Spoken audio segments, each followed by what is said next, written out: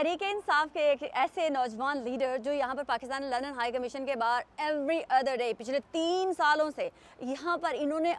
मैं कहती हूँ, तूफान बदतमीज़ी मचाए रखा। यहाँ पर आके बिला नागा पाकिस्तान और पाकिस्तान के मसल्ला व स्पेशली हमारे फील्ड मार्शल सैयद आसिम मुनीर के खिलाफ एक मुनज़्ज़म तरीके से मुहिम चलाए रखी। तहरीक इंसाफ के नौजवान जो हैं, वकास चौहान आज यहाँ पर मौजूद हैं और हमसे पूछेंगे, वकास अब आज यहाँ पर आए हैं, आपके ख़यालात बड़े मुख्तलिफ हैं, आपकी बातें बड़ी मुख्तलिफ हैं, क्या आपका सॉफ्टवेयर अपडेट हो गया? सॉफ्टवेयर अपडेट नहीं हुआ, बस पीटीआई को छोड़ चुका हूँ और साबिक पीटीआई के कारकुन हूँ। और ठीक है, वक्त ने सिखाया बहुत, अपने आप को इवैल्यूएट किया और पीटीआई की भी सियासत भी उसको मैंने असेस किया, इवैल्यूएट किया कि ये पाकिस्तान के ख़िलाफ़ जा रहे हैं, कौमी नज़रिए के ख़िलाफ़ जा रहे हैं और मुल्क के नेशनल इंटरेस्ट के ख़िलाफ़ जा रहे हैं। एंटी आर्मी सबसे ज़्यादा आपने इसी जगह पर खड़े होकर बिला नागा पाकिस्तान के फील्ड मार्शल सैयद आसिम मुनीर को क्रिटिसाइज़ किया, तो सबसे पहले तो आपको उन्हीं से कुछ कहना है और क्या कहना है, पहले वो तो बताएं।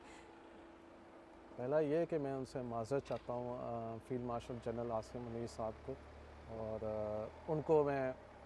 माज़रत भी करता हूँ और अप्रिशिएट भी करता हूँ कि जो भी मैंने कुछ कहा उनके ख़िलाफ़ 3 साल में, वो जज्बात में कहा, वो रेज में कहा, नफ़रत और जो ना मैंने किया था उनके साथ जो गलत था, बाद में मैंने उनको ठीक तरह से अच्छे तरीके से स्टडी किया, पता चला कि वो सख्त नहीं है, काफ़ी हद तक नरम है और नरमी भी की उन्होंने पीटीआई के साथ। और पर मैं माज़रत चाहता हूँ, मगर हाँ, मैं फ़ख्र है मुझे जिस तरह वो पाकिस्तान को आगे लेके जा रहे हैं और ख़ारजा जो पॉलिसी है पाकिस्तान की, मैं हुकूमत पाकिस्तान को भी मैं उसको क्रेडिट देता हूँ और इंशाल्लाह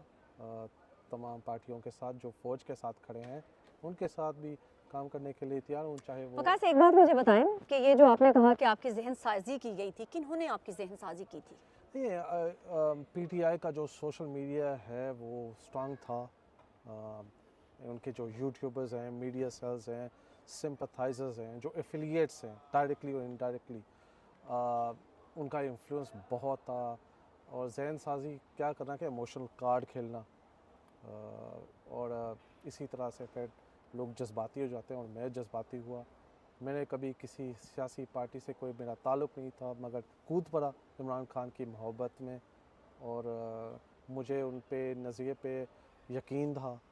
मगर जब वो अपनी नज़रिए पे हट गए और पीटीआई अपनी कौमी नज़रिए पे हट गए तो एहसास हुआ। टर्निंग पॉइंट क्या था आपके बदलने का, आपकी सोच के चेंज होने का? टर्निंग पॉइंट ये था कि टकराव की सियासत, लाशों पे सियासत करना और फिर मुल्क के नेशनल इंटरेस्ट के ख़िलाफ़ जाना, दहशतगर्द तंजीमों को इंडोज़ करना, सेपरेटिस्ट जैसे BYC, मारंग बलोच, मोहसन दाऊद, अली वज़ीर,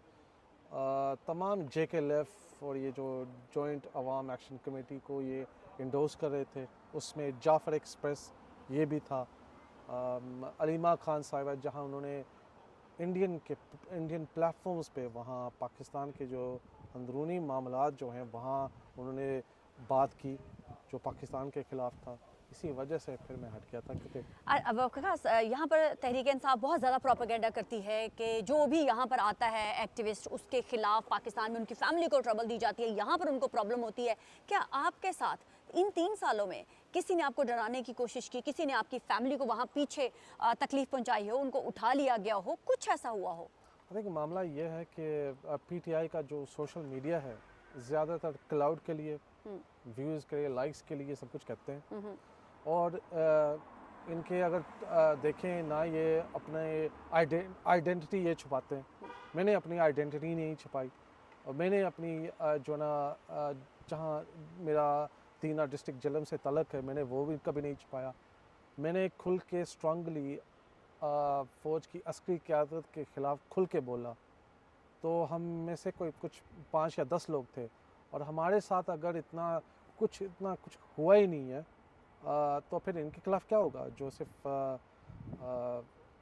ये कोई जो हल्का फेक सा नामों से और फेक fake account आइडेंटिटी से, से फेक fake अकाउंट account से से बोलते आता है। हैं, तो आपका ये सिर्फ कहना है प्रोपेगेंडा होता है। प्रोपेगेंडा ही है, बस कुछ ऐसा नहीं है। तो अब आप क्या करेंगे? पाकिस्तान के फील्ड मार्शल से तो आपने सॉरी कर ली, सफारत खाने वालों इनसे क्या कहेंगे? तो आपने तिगड़ी का नाच नचा के रखा यहाँ पर। जी जी,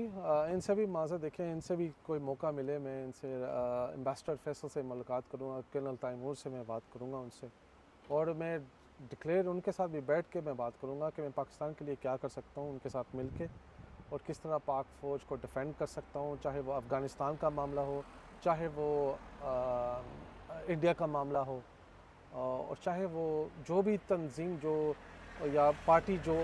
पीटीआई, उनके खिलाफ काउंटर नैरेटिव कैसे करना है। आप तो अंदर रह के काम कर चुके हुए हैं, आप देख चुके हैं तहरीक इंसाफ को कि किस तरह से वो शौर नहीं, शोर के नाम पर जो है पाकिस्तानियों को पागलपन की हद तक शोर करके पाकिस्तानियों को, पाकिस्तानी नौजवानों को स्पेशली गुमराह करते रहे हैं। ये एक प्राइम एग्जांपल है वकास चौहान, जिन्होंने 3 साल मुसलसल ना कोई बारिश देखी, ना कोई तूफान देखा, ना कोई धूप देखी, मुसलसल इमरान खान और तहरीक इंसाफ के नाम पर आकर यहाँ पर एक कठपुतली बनकर नाचते रहे। फाइनली उनको जब एहसास हुआ कि वो गलत डगर पे थे, क्योंकि इस